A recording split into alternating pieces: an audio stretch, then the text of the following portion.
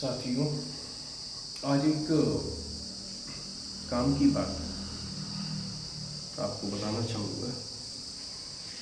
आपकी शायद नॉलेज में हो पहले से, लेकिन आपके काम की बात है। अमेरिका का नाम आप लोगों ने खूब अच्छी तरह से सुना। वहाँ पर ब्लैक और वाइट दो लोग रहते हैं। वहाँ हिंदू मुस्लिम का कोई इशू नहीं, हिंदू मुस्लिम से नहीं पहचान करते हैं। वहाँ पर होता है ब्लैक अमेरिकी और वाइट अमेरिकी। मैं जो आपको ये स्टोरी सुना रहा हूँ, आप इसको रिलेट करोगे अपने देश से, अपने पॉलिटिशियंस से, अपनी कंट्री से, अपने लोगों से, अपने लोगों की एजुकेशन से, सब चीज़ों को आप रिलेट कर सकते हो। शायद आपके काम की चीज़ भी हो। तो मेरा कहने का मतलब है, अब इसी बात को शुरू करने से पहले मैं आपको बता दूं, ये एक छोटी सी जो ड्राइंग दिख रही है आपको, क्राफ्ट वर्क दिख रहा है, ये अपने न्यू मदर्स एकेडमी के छोटे छोटे नन्हे मुन्ने बच्चों ने डिज़ाइन किया है। जब स्कूल बंद हो रहे थे तो ये छोटा सारे बच्चों ने खुद डिज़ाइन किया है। मेरा कहने का मतलब है, अब हम चलते हैं अमेरिका के उस टॉपिक पर। वहाँ पर 80 to 85% लोग वाइट अमेरिकी रहते हैं और 15 to 20% ब्लैक अमेरिकी। अब वहाँ पर आता है इलेक्शंस। वहाँ का सीन क्या था, जब अब बराक ओबामा जब इलेक्शन जीते थे तो वो कैसे जीते थे? उन्होंने वहाँ की पब्लिक से प्रॉमिस किया था कि आप मुझे जिताओ, मैं आपका ये काम करूँगा, जो कि पॉसिबल नहीं था, इम्पॉसिबल। वो काम क्या था? गौर से सुनना। वहाँ पर जो ब्लैक मनी थी, जो स्विट्ज़रलैंड में जमा थी, वहाँ के लोगों की ब्लैक मनी, वो थी 470 अरब डॉलर। उसने ये प्रॉमिस किया था कि मैं वो लेकर आऊँगा, आप एक बार मुझे मौका दो।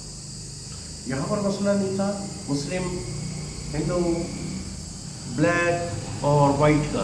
वहाँ पर लोगों ने ट्रस्ट किया। ट्रस्ट करने के बाद उसको मौका दिया। मौका ऐसा दिया, वो आप जानते हो, जब इलेक्शन, उसने और लंबी चौड़ी बातें नहीं बोली कि मैं ये करूँगा वो करूँगा, ऐसा था वैसा था, कुछ नहीं। वहाँ पर एजुकेटेड लोग हैं, समझते हैं। बस वहाँ पर एक परेशानी थी, वहाँ पर जो अब उनका जीडीपी था बहुत डाउन हो रहा था और महंगाई बढ़ती जा रही थी। क्या करें? बस उसको ये था कि इसको कैसे ना कैसे करके हमें इसका समाधान निकालना ज़रूरी है। ओबामा बोले, Barack Obama president of America जो जीते थे, वो थे ब्लैक अमेरिकी। उस 15-20% में ही एक थे। उन्होंने कन्विंसिंग सिर्फ एक ही बात पे की, आप मुझे जिताइए, मैं आपका ब्लैक मनी जो स्विट्ज़रलैंड में जो बड़े बड़े पॉलिटिशियंस और बिजनेसमैन रखते हैं, आपको पता ही है, तो वहाँ से मैं उसको लेकर आऊँगा। और जैसे ही वो इलेक्शन जीते, उन्होंने सबसे पहला काम 15 दिन के अंदर यह कानून बनाया कि वो पैसा अमेरिका को चाहिए स्विट्ज़रलैंड की बैंक से। उन सब अमेरिकी जो रेसिडेंशियल थे, परमानेंट, जो उनका पैसा स्विट्ज़रलैंड की बैंक में जमा था, सारा 470 अरब डॉलर। 15 दिन बाद कानून बना। उन्होंने जैसे अप्लाई करा, सारा का सारा पैसा स्विट्ज़रलैंड की गवर्नमेंट और बैंक एग्री हो गई कि ठीक है, हम आपका सारा पैसा आपके कंट्री में ट्रांसफ़र करते हैं। वो पैसा आते ही अमेरिका सेट हो गया, मज़ा आ गया, उनका बिजनेस, उनकी जो क्राइसिस था वो दूर हो गया। इसको कहते हैं ऑनेस्टी, ईमानदारी। वो पेशे से नेता नहीं था। बराक ओबामा प्रेसिडेंट बने, उन्होंने ऐसा कर दिया जो किसी कंट्री ने आज तक नहीं किया है।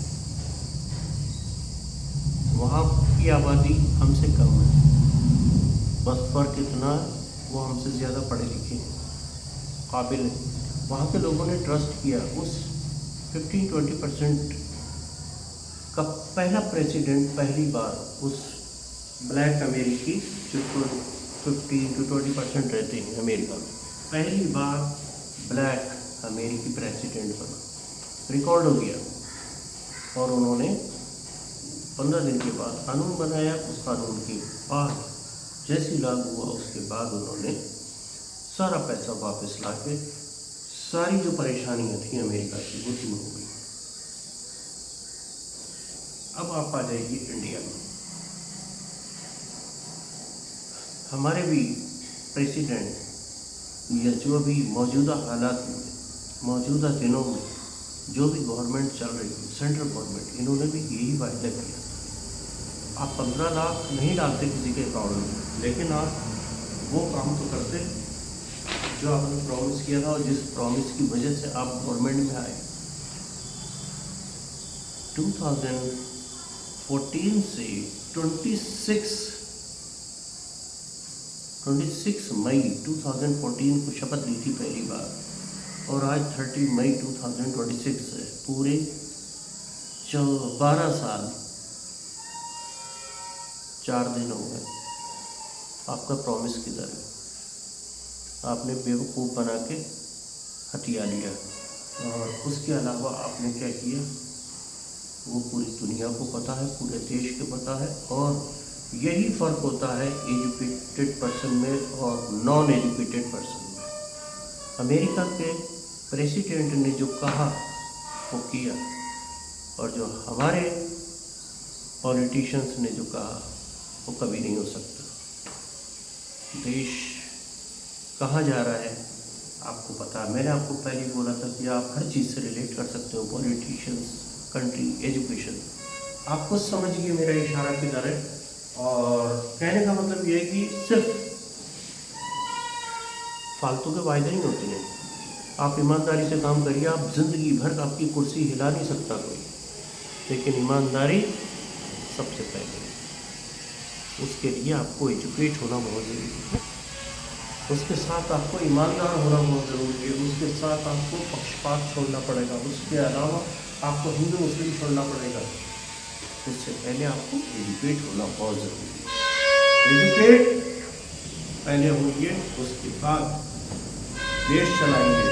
और जितने भी एग्जाम्पल तमिलनाडु के चीफ मिनिस्टर ने दिखा दिया आते ही एक्शन, वहाँ पर हिंदू मुस्लिम को नहीं हो रहा ना, आप क्यों कर रहे हैं?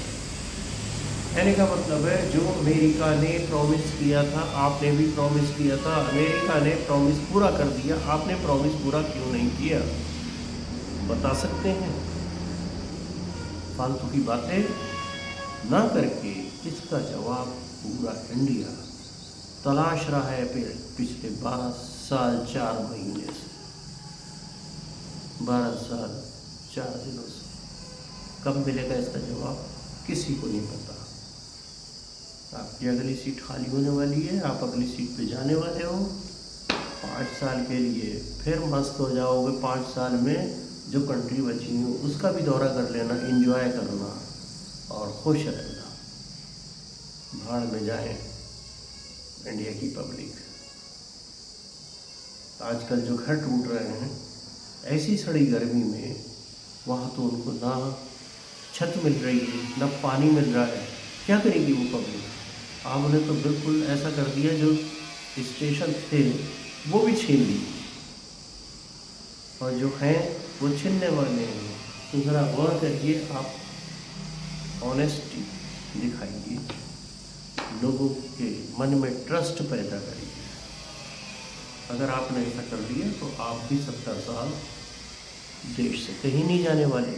लेकिन काम तो करिए, फालतू के काम छोड़कर एजुकेशन पे काम करिए, हेल्थ पे काम करिए, लोगों के एकोमोडेशन जो ख़त्म हो चुके हैं उस पे काम करिए, जो लोगों का एम्प्लॉयमेंट ख़त्म हो चुका है, जो बिज़नेस ख़त्म हो चुका है उस पे काम करिए। आप काम किस पे कर रहे हो? शराब की दुकानें खोल रहे हो, स्कूल बंद कर रहे हो। गवर्नमेंट स्कूल शायद 1 लाख अब तक बंद हो चुके होंगे और शराब की दुकानें 2 लाख खुल चुकी हैं। अच्छा काम है ये। नौजवान बर्बाद हो रहा है, नौजवान रील देख रहा है, नौजवान पैदल है, नौजवान देश छोड़ने को मजबूर है। क्यों? क्योंकि आपकी पॉलिसी सुपर हिट है। अपनी पॉलिसी पे काम करिए, अपने जो गलतियाँ हो चुकी हैं उस पे काम करिए। खाली फेसबुक, खाली सोशल मीडिया पे लड़ने से कुछ नहीं होगा।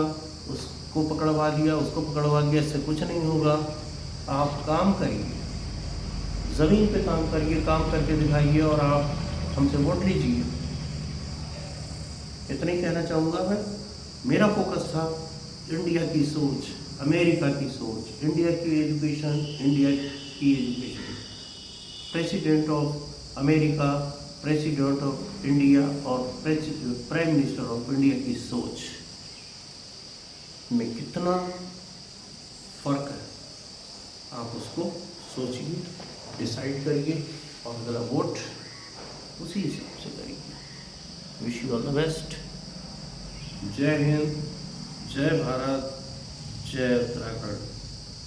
खुश रहिए, आबाद रहिए, अपनी फैमिली को खुश करिए, अपने आसपास सफाई ज़रूरी है और अपना ख्याल रखिए। Good luck.